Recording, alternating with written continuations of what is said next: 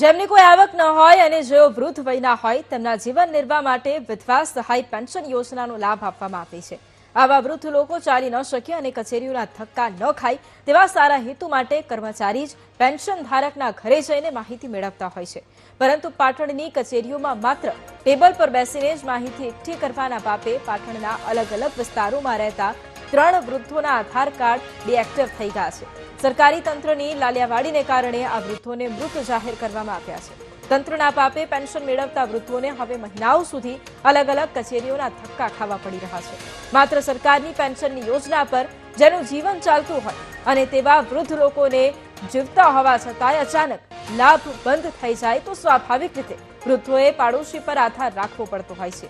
આજે પાડોશીઓ પણ આમની પરિસ્થિતિ જોઈને દુઃખી થઈને જલ્દીથી વૃદ્ધોને લાભ મળવાના શરૂ થાય તેવી માંગ કરી રહ્યા છે।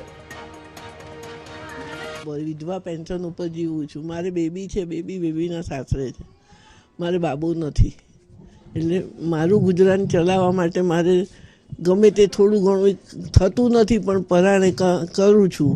અને મારું હું રેશન લેવા ગઈ ત્યારે મારું રેશન મને ના આપ્યું કે તમારું આધાર કાર્ડ બંધ થઈ ગયું છે।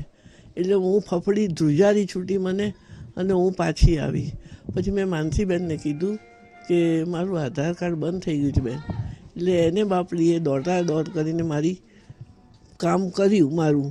પણ આ તાલુકા જિલ્લામાં જવું, મહેસાણા જિલ્લામાં જવું તો કે મામલતદારમાં જાઉં તો કંઈ કલેક્ટરમાં જાઓ, એમ દોડાદોડ થઈ। આ ત્રીજો મહિનો બેઠો સાહેબ, મને કોઈ પૈસા આ કંટ્રોલ હા બંધ થઈ, કોઈ છે નહીં મારે, કોઈ આ તમારા જે પાડોશી છે કોઈ કરે, આપણે શું ખાવું સાહેબ? આ બંધ તો ના જ કરે ને, એ લોકો જીવતા ને માણસને તો। એમને આ રીટાબેન દવે ભરતભાઈ, એ મારા બાજુમાં રહે છે। એમને પ્રોબ્લેમ એ છે કે એમને આધાર કાર્ડ બંધ થઈ ગયું। આધાર કાર્ડ બંધ થયું 2 મહિનાથી થયું, એમને ખુદને જાણ નથી। તો એ કંઈક રાશન લેવા ગયા, ત્યાં ફિંગર ના આવી, એવું કંઈક ઇસ્યુ કીધું કે તમે આધાર કાર્ડ ત્યાં જાઓ। ક્યાં કીધું? મામલતદારને ત્યાંથી એવું કીધું કે તમે જિલ્લા પંચાયતમાં જાઓ। જિલ્લા પંચાયતમાં ગયા, ત્યાં એમને એવું કીધું તમે તો મૃત જાહેર ત્યાં છો। અને એમને એમના ઘરેથી કોઈ છે નહીં, એ પોતે જ છે, અને એમના આધાર કાર્ડને બધું બંધ કરી દીધું છે, અને એમને કોઈ રેશન કાર્ડ કે કશું મળતું નથી, અને એમને કંઈ સહાયતા મળે એવું તમે કરી આપો। અને મૃત્યુ જાહેર કરેલા છે। 3-4 મહિનાથી એ લોકો ધક્કા ખાય છે બેન।